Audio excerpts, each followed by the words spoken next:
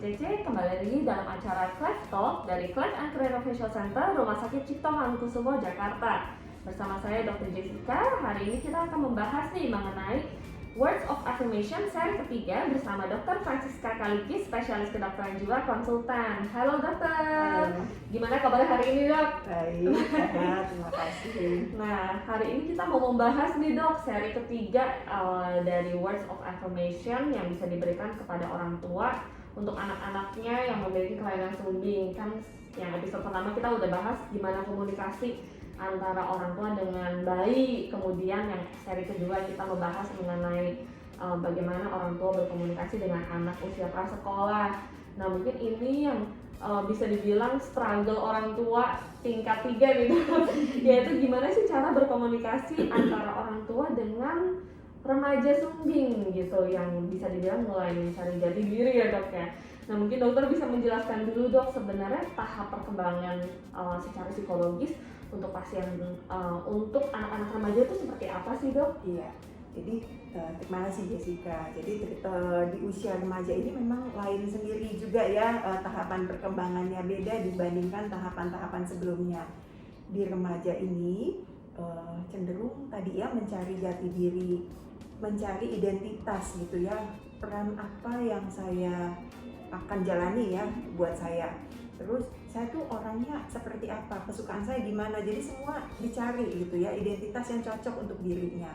Maka seringkali di usia remaja ini orang-orang menyebutnya anaknya sedang labil gitu ya, kayaknya lagi pencarian identitas gitu ya. Memang secara alami, secara natural semua remaja dalam dirinya seperti mempertanyakan saya tuh siapa gitu ya, saya itu peran apa yang bisa saya ambil, saya tuh sebaiknya bersikap seperti apa misalnya ya. Jadi memang sedang dalam kondisi yang belum betul-betul dewasa gitu ya, belum betul-betul matur, sehingga di usia ini seringkali juga hubungan dengan orang tua atau keluarga juga jadi agak jauh dan mereka lebih banyak juga bersama dengan teman-teman. Nah, biasanya di usia remaja kata-kata teman tuh menjadi sangat penting dibandingkan dengan kata-kata keluarga atau orang tua gitu ya. Nah, itu yang sayangnya juga kadang-kadang kata-kata yang negatif yang lebih banyak diambil dari teman-temannya. Jadi ini kadang juga mempengaruhi self esteem atau kepercayaan diri dari remajanya ya. Jadi kalau ada kata-kata yang kurang nyaman dari teman-teman itu kayaknya diambil banget gitu ya, sementara kalau orang tuanya atau keluarga yang ngomong kayaknya nggak terlalu dianggap gitu. Nah, itu yang kadang juga menimbulkan permasalahannya buat remaja seperti itu. Benar dok, memang katanya kalau dari pengalaman orang tua bilang remaja itu tuh 180 derajat bisa berubah total gitu, dan katanya susah banget merawat atau kayak berkomunikasi dengan remaja gitu, atau orang bilang mah ABG, anak baru gede gitu. Nah, kira-kira kalau dari dokter sebenarnya orang tua harus bersikap seperti apa sih ketika berhadapan dengan remaja gitu dok? Iya, memang betul nggak mudah ya ibu dan bapak ya menghadapi perubahan perkembangan ini gitu ya. Yang pasti bapak ibu sekalian perlu yang pertama memahami bahwa anak kita tuh udah tadi masuk ke ABG tadi ya, masuk ke remaja. Ada serangkaian perubahan ya pada remaja ini. Secara fisik memang ada perubahan ya, hormonal misalnya, memasuki fase pubertas namanya ya. Nah, itu juga mempengaruhi emosi kadang-kadang ya, yang kita juga kaget ya, kok jadi kayak gini ya, kita ngomong dia malah jadi lebih ngegas misalnya ya, lebih marah-marah. Nah, itu kita pahami memang ini terjadi dan ini akan dilewati oleh semua remaja. Jadi kita nggak apa-apa, kita nggak perlu bersikap misalnya dia marah kita ikut marah. Tapi kalau marah ya udah, kita mungkin tenangkan dulu, kita pun bersikap tenang. Nanti kalau udah lebih tenang kita baru bisa bicara ya kepada anaknya. Jadi sikap orang tua mungkin yang pertama memahami bahwa ini memang adalah fase perkembangan normal yang dilewati oleh remaja. Kemudian yang kedua, mungkin kita bisa tetap deketin ya anak kita, meskipun tadi dia secara alami juga kayaknya menjauh dari kita ya, lebih dekat sama temennya ya. Tapi kita tetap perlu memberikan perhatian ya. Kadang-kadang remaja tuh suka seperti itu. Misalnya dia kita lihat kayaknya asiknya sama temennya aja ya, kebanyakan mungkin bergaul dengan sosial media sama teman-temannya, atau bahkan mungkin pergi-pergi aja sama teman-temannya. Kita kayaknya orang tua nggak terlalu banyak diikutkan misalnya ya, dia juga nggak terlalu banyak ngobrol sama keluarga misalnya. Tapi kalau kita justru nggak ngasih perhatian, atau kita membiarkan anak kita dengan teman-temannya terus-menerus, mereka malah justru akan merasa kok orang tuanya nggak perhatian gitu. Jadi kayaknya tetap aja meskipun mereka kayaknya menjauh dari kita juga tetap perlu memberikan perhatian. Misalnya nggak apa-apa datengin aja misalnya ke kamarnya, atau datengin aja anaknya, kita tanyain gimana harinya dia, misalnya seperti dia pulang sekolah kita tanya-tanya, atau kita yang berbagi mungkin hari itu kita ngapain ke anaknya. Nanti mungkin lama-lama juga dia akan ikut juga terbuka sama kita. Jadi mungkin yang kedua adalah itu ya, tetap memberikan perhatian dan tetap jaga komunikasi sama anak. Bener Dok, jadi memang kuncinya jaga komunikasi ya Dok. Kalau misalnya ditanya, kadang remaja suka jawabnya ya bagus, satu kata doang gitu. Mungkin dari kita juga bisa kasih kontribusi dengan cerita dari sisi orang tuanya, supaya kesannya ada komunikasi berjalan gitu ya Dok. Nanti siapa tahu juga lama-lama terbuka. Karena kadang orang tua suka bisa bilang jengkel gitu, saya nanya dia ngapain hari ini, ya sekolah aja gitu. Terus habis itu mati gaya katanya orang tuanya Dok. Iya. Kemudian lama-kelamaan orang tuanya pikir udah deh kalau gitu aku nggak usah ngajak ngomong aja gitu ya. Nah itu kadang-kadang diambil oleh remaja sebagai satu bukti, tuh kan bener kan, aku memang mamaku udah sibuk sendiri gitu ya, atau papaku sibuk sendiri. Jadi nggak apa-apa, kita sikapnya konsisten saja Bapak Ibu, tetap aja datangin meskipun kita kayaknya ditolak, kita nggak apa-apa ya. Datang aja terus. Mungkin kita juga lihat-lihat sikon ya, kalau misalnya anak kita sedang ada kesibukan mungkin nggak usah terlalu panjang kita ngomongnya, kita tetap menghargai dia ya. Mungkin dia juga punya banyak kesibukan dengan tugas-tugas sekolahnya, organisasinya kadang ya. Jadi kita perlu juga memberikan penghargaan untuk itu, tapi kita tetap memberikan perhatian. Oke, baik Dok. Nah kalau misalnya nih Dok, bisa dibilang kan remaja tuh ada mood-moodnya ya Dok. Kalau berhubungan sama bayi atau anak mungkin kita bisa ngobrol kapan aja. Tapi kalau misalnya komunikasi dengan remaja, apakah kita harus ada timing yang khusus, atau membangun suatu lingkungan yang kondusif dulu Dok sebelum komunikasi? Sebetulnya nggak ada ketentuan kapan waktu khusus yang paling baik gitu ya. Sebetulnya bisa kapan saja dari hari ke hari gitu ya. Kita mungkin juga cukup peka lihat kondisi anak, kalau dia mungkin ekspresinya lagi agak kurang enak, nah itu kita bisa tanyain, kayaknya ada apa nih, kayaknya kok agak lain nih misalnya gitu ya. Nah komunikasi dengan remaja mungkin sifatnya kita perlu lebih banyak mendengarkan.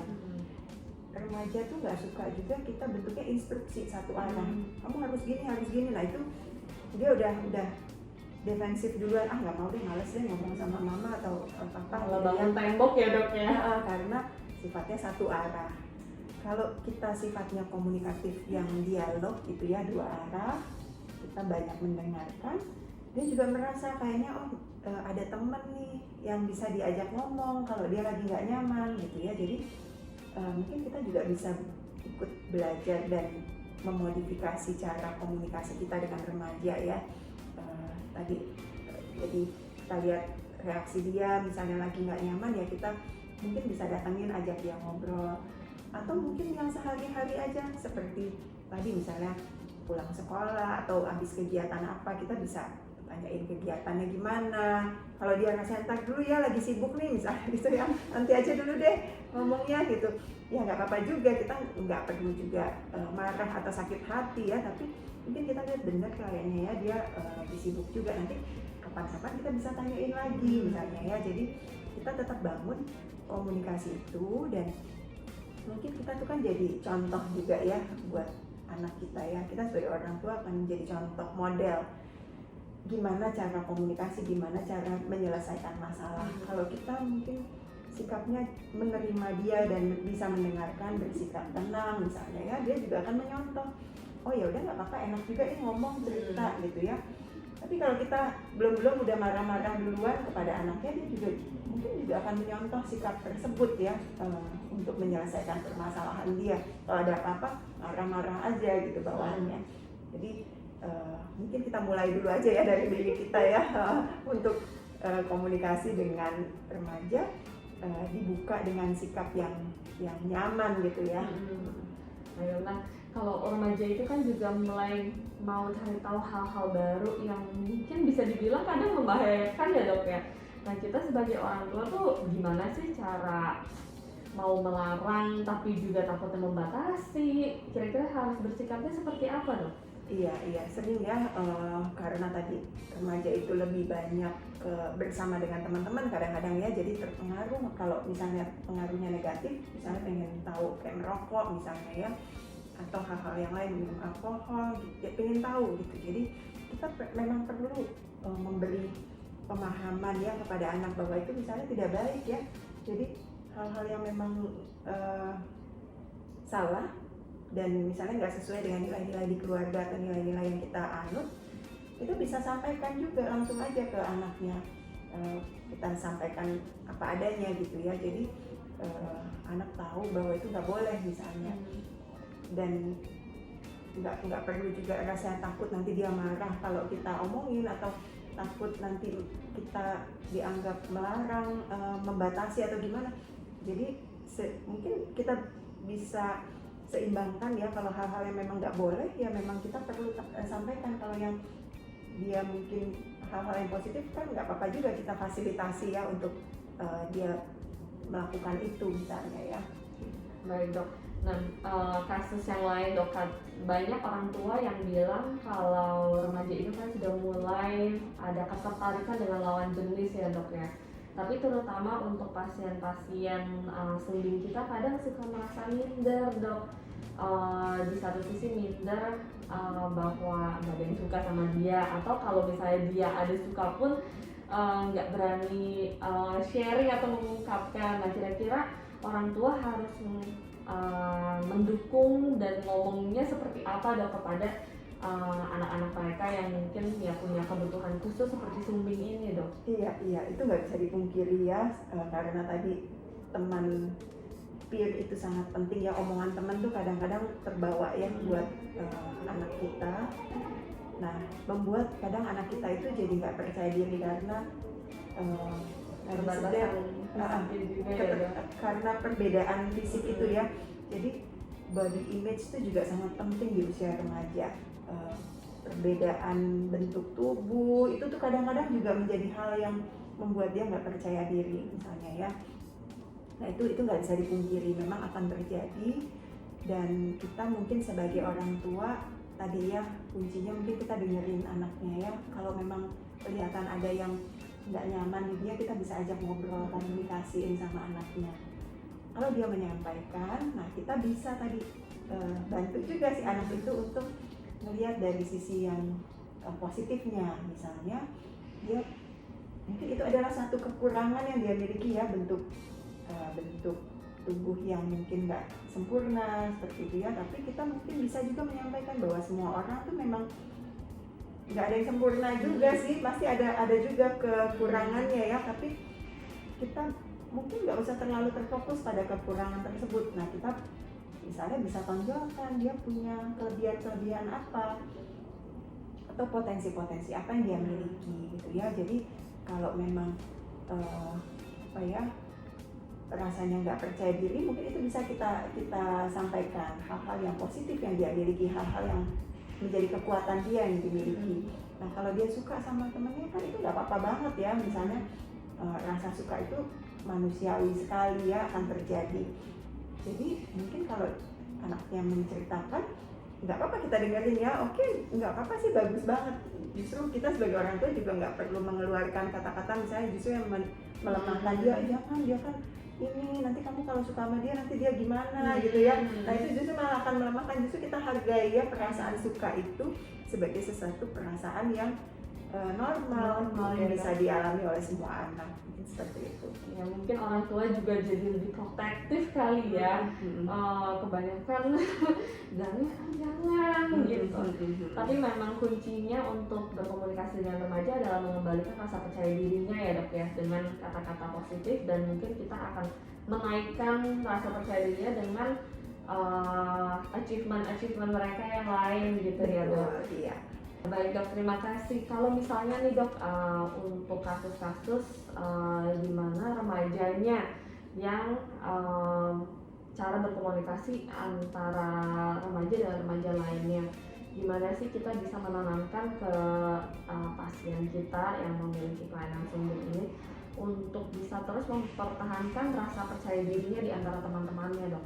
Iya, mungkin kita bisa sampaikan ya kepada anak kita bahwa tadi tiap orang tuh unik, ya, nggak ada yang sama, punya kelebihan dan kekurangannya masing-masing. Jadi kita bisa sampaikan untuk anak kita itu menerima kondisinya apa adanya gitu ya. Nah, kalau nanti ada teman-teman yang menanyakan, mungkin nggak apa-apa sih disampaikan aja apa adanya ya. Secara umum aja mungkin ya, sampaikan apa adanya. Mungkin ada bibir yang ini misalnya sumbing, atau bawaan lahir nih ternyata ada kelainan yang membuat bibirnya jadi agak terbelah misalnya, seperti itu ya. Jadi sampaikan apa adanya aja, dan saat ini mungkin sudah dikoreksi misalnya seperti itu ya. Jadi mungkin kadang-kadang mungkin ada perbedaan cara ngomong atau gimana gitu ya, yang nggak apa-apa disampaikan aja apa adanya dan senyamannya anak tersebut gitu ya. Jadi kalau rasanya nggak kepingin terlalu detail ya nggak harus disampaikan detail sekali, senyamannya anak itu aja gitu. Dan kita juga mungkin bisa tekankan ya sama anak kita bahwa kayaknya nggak perlu juga banding-bandingin dengan teman-teman yang lain gitu ya. Mungkin tiap orang tadi sekali lagi unik, ada yang cara ngomongnya gini, cara ngomongnya lain, kan tiap orang berbeda-beda gitu. Jadi sebaiknya memang itu yang kita tekankan, bahwa anak perlu menerima diri apa adanya, jadi diri sendiri aja gitu. Baik dok, jadi memang penerimaan diri juga penting ya dok ya, dan itu dipupuk sejak dini juga ya dok. Baik dok, kalau misalnya dok, kan mungkin orang tua suka mengalami kesulitan ya berkomunikasi dengan remaja atau ya dengan anaknya sendiri. Kapan sih sebenarnya ada indikasi untuk konsultasi mungkin ke dokter psikiatri gitu dok? Iya, kalau rasanya orang tua tadi sudah mencoba ya membuka komunikasi, kemudian juga orang tua juga belajar memahami kondisi anak gitu ya, bahwa ini adalah satu kondisi yang alami, mungkin ada perubahan emosi pada remaja. Tapi kalau rasanya sudah sangat sulit untuk didekati ya, misalnya bentuk komunikasinya akan selalu berbentuk kemarahan atau bahkan sampai sikap yang agresif ya pada anaknya, misalnya ada kekerasan yang dilakukan oleh anak misalnya, atau kata-katanya akan selalu bentuknya juga agresif ya, sehingga sangat sulit didekati, bahkan sampai kadang-kadang mungkin mengganggu ya untuk aktivitas sekolahnya, mungkin juga jadi mengganggu interaksi sosial dia sama teman-teman yang lain. Nah itu kayaknya kalau sudah seperti itu, saran saya mungkin memang perlu ya untuk dikonsultasikan ke tenaga profesional. Baik dok, jadi kalau memang sudah ada gangguan secara sosial dan psikologis ya dok ya, parents dan teman-teman bisa mencari tenaga profesional untuk berkonsultasi lebih jauh. Baik dokter, kira-kira ada pesan terakhir nggak nih dok untuk orang tua dan juga teman-teman yang mungkin struggle sedang menghadapi remajanya yang sedang baru gede? Baik, jadi pesannya mungkin buat orang tua yang memiliki anak remaja, memang nggak mudah ya menghadapi remaja. Nggak apa-apa, kita tetap semangat, tetap berikan perhatian dan jalin komunikasi, dekati mereka, dan rasanya bersikap seperti teman dan berdialog dengan mereka akan membuat juga mereka merasa nyaman. Lama-lamaan mereka juga akan banyak bercerita dengan kita. Mungkin itu. Baik dokter, terima kasih banyak. Banyak sekali istilahnya info-info dan juga tips and tricks bagi para parents dan juga teman-teman yang mungkin sedang menghadapi nih bergelut dengan gimana sih cara berkomunikasi dan merawat anak dengan kelainan sumbing. Semoga seri Words of Affirmation ini dapat membantu orang tua dan teman-teman mendapatkan kepercayaan diri dan kembali semangat ya dok ya untuk memberikan yang terbaik bagi anak-anak kita. Kalau misalnya ada pertanyaan atau mau konsultasi, boleh juga DM ke Instagram kita atau bisa konsultasi langsung ke Departemen Psikiatri ya dok ya. Mungkin bertemu dengan Dr. Francisca langsung bila dirasakan perlu untuk mencari atau berkomunikasi dengan tenaga profesional. Baik dokter, terima kasih atas waktunya. Semoga kita bisa bertemu lagi di lain kesempatan. Sama-sama, baik. Kalau gitu sampai jumpa di episode selanjutnya.